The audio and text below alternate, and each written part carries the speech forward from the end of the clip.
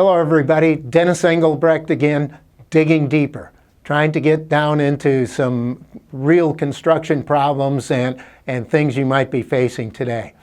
Last week I was doing some strategic planning with a pretty old and pretty high performing, rapidly growing company.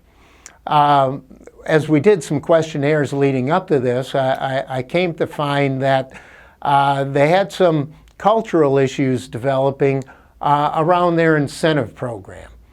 So what happened is the company, of course, tried to improve on what they were doing before and launched a new incentive program. But, which so often happens, the incentive program had some flaws and possibly or probably wasn't communicated that well to folks. And as people start opening their checks, their level of expectation was not being met. So then, okay, now we've got another problem. So, expectations were developed along the way, and whether rightly or wrongly. So now expectations aren't met. So now I've lost a little trust in the program. And if I don't fix that, possibly I even lose trust in my senior leaders and senior management to deliver on what they said they're going to deliver. So this is not an uncommon problem. I've actually seen this multiple times. And the core problem is really with incentive programs themselves. Incentive programs are very complicated, difficult.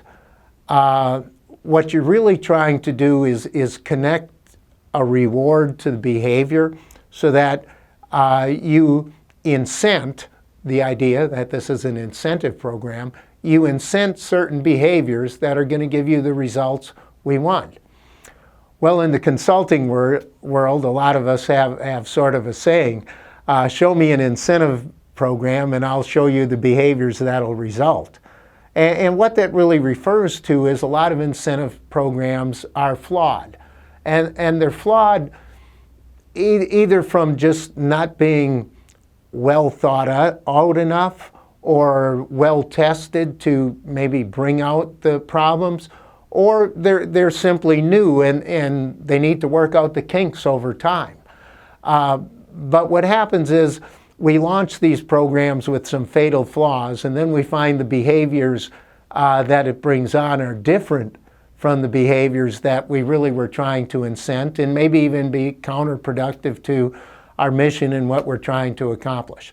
And then again, once you implement something like that poorly, you then have created a new difficulty, which is even if you change something and you launch it again, people are going to be skeptical and might not trust what you're bringing to them. So that's the next lesson really for incentive systems, is the whole key to an incentive system being successful is that your employees have to trust it. They have to trust that in the end, what you promise based on the system is actually going to deliver and it's going to benefit them. In consulting, we use the vernacular WIFMs. WIFM stands for what's in it for me. And of course, anytime you have a program like that, people are going to be asking that question. What's in it for me? Because you're trying to incent me to do things that are good for the company or for ownership. But that WIFM of what's in it for me has to be answered by the program, and then it has to be proven truthful through the implementation so that the promise meets the reality. And if you can get it to where you've got the right behaviors being supported, you got the right behaviors being incentive, and then you're providing the reward and providing it and communicating directly to those behaviors that got the reward, now you've got a system that makes sense in all areas. Again, so if you're implementing an incentive system, first of all, make sure it's thoroughly thought out, tested, and it's really designed to get the behaviors that you want.